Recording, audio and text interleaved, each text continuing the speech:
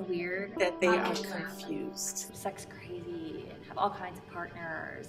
That we're basically like working against God. Oh, he must be an atheist. We're abnormal. That is not right.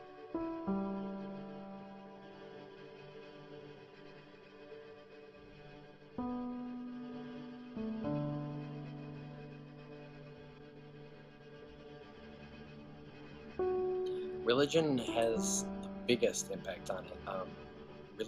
Religious people are the most opposed to it, and what I've seen, most religions just don't really go for that. So it definitely makes it harder to come out to certain family members. People don't know anything there is really to know about good Christians.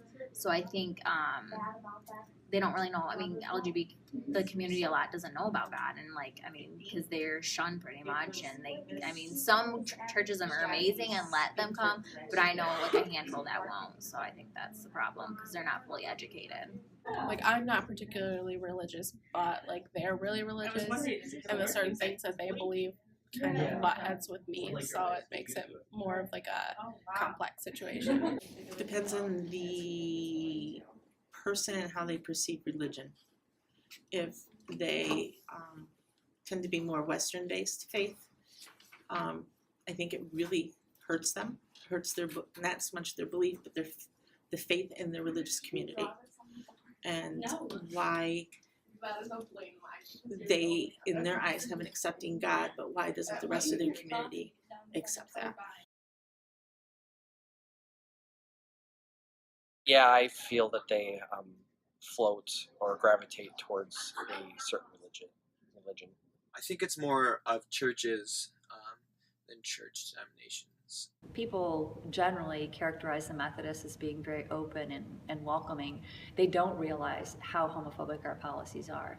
The Evangelical Lutheran Church of America, the LCA, the Presbyterians, certainly the UCC, United Church of Christ, as well as the Episcopalian churches are all far in advance of us in terms of mainline denominations. I think agnostic, even though people don't think it's a religion, or Buddhism. I'm a Buddhist.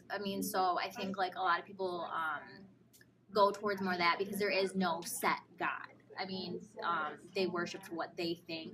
So I think that is the more open, because there's so many different religions that people don't even know about. But I think those are the two main ones. Because agnostic doesn't mean that you're atheist, but it doesn't necessarily believe in one thing.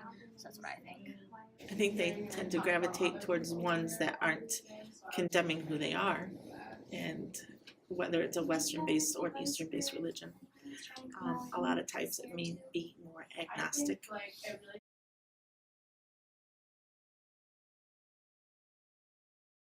I believe that in the beginning, God created the earth, and it was perfect. It was the way He designed it to be.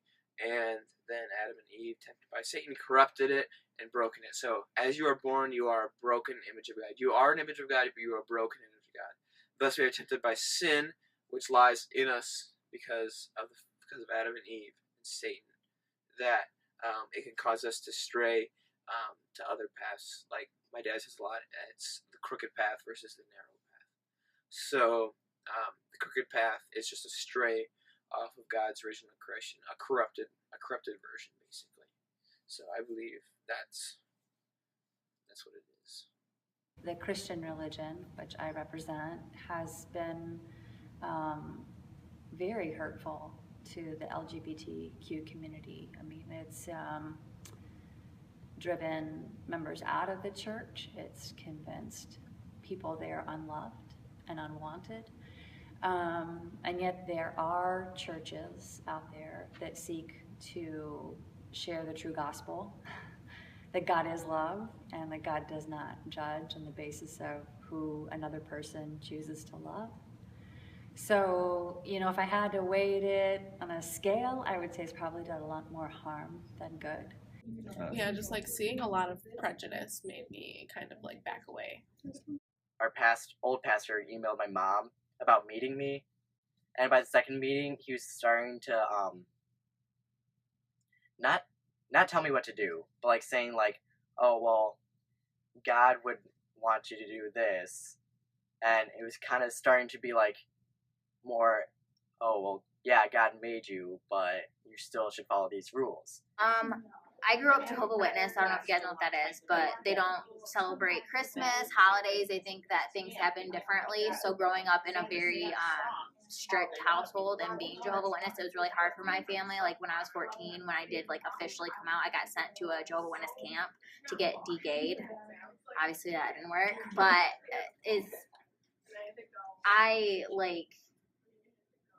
I didn't feel like if there is a quote unquote God, like he hated me, because obviously he loves all his children. So I don't think that he hated me for whatever I was quote unquote picking to do. So that's fine. Yes, I actually have one friend who is a magnificent singer, and he doesn't belong to any particular church. He goes around and sings for them, but they have so, according to him, they have so much as said to him, like, you can come and do this, but we don't want you to act this way. You know, we love your voice, but we don't want you to act gay. When people think of like being gay and having religion, they kind of think of it like an either or, but it's not necessarily the case. If God did made me, he made me like this for a reason. And if they don't believe it, or if they believe it, just let it be, I guess. Some religions should just be more open-minded to different things. Good institution, but it goes the wrong way. Everyone needs faith, but you need faith to support each other, not bring them down.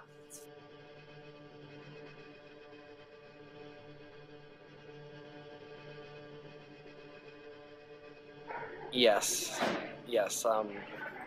If they believe that they are gay, lesbian, bi, or transgender, and somebody loves them, I mean, like I said, who are we to stand in their way of marrying somebody that loves them? So Yeah, absolutely.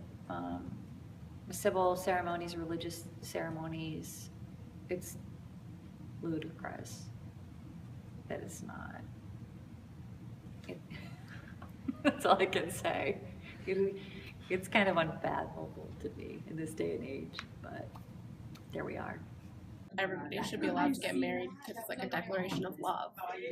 Definitely.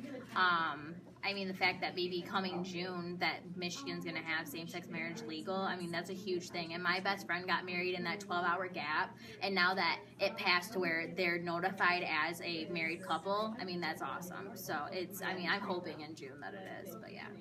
As soon as they declared that it was legal to marry in our state, they shot it down.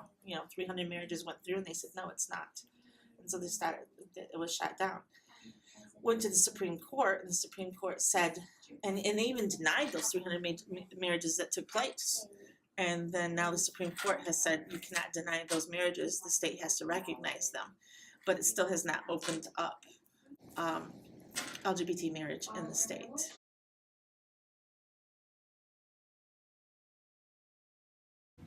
Yeah, absolutely. My husband runs the only agency in Lansing that does same-sex adoptions and celebrates it. And now some other ones have started to take it on because they've realized there's money in it. But Child and Family Charities has long been the heathen organization in Lansing because not only do they do it, but they celebrate same-sex adoption. So absolutely. I believe that they shouldn't be allowed to adopt. if they're responsible and take care of the child and do what they're supposed to, I believe they should be able to adopt. I mean, there's legal marriage of gay and lesbians now in certain states. So, I mean, if they're going to allow that, they might as well allow somebody or a couple to adopt. So there's a lot of kids out there that need parents and a lot of parents that need kids, so. Intellectual. I know for firsthand because I'm trying to adopt right now. And a lot of things right in Michigan right now, there's a lot of Christian ran adoption agencies. So when I have me and my partner coming in trying to adopt, I mean, like they look at us like, weird. So I think it's some of them are more open than others, but it's still a very closed-minded thing when it comes to adoption, because a lot of people want open adoptions, and when they find out that they're gay or they're going to be raised by gay people, it's a big thing. So I mean, yeah, it's still a difficult topic, even though people think it's not. It still really is in Michigan, at least. Everyone has the right to be a parent, if they are fit.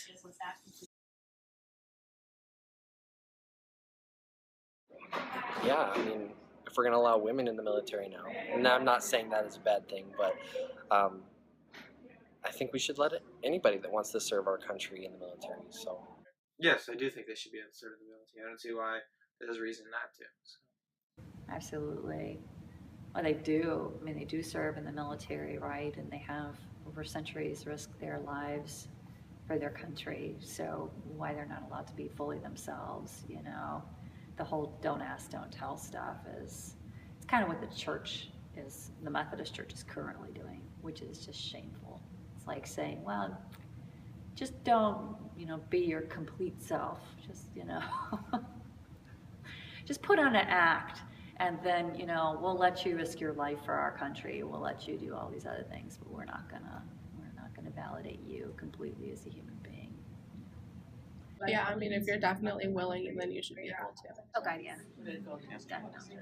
I think everyone should, if they want to, like, unless there's like a huge conflict with the actual person, like being like immature or anything like that, or like in misconduct, then I think everyone should be able to.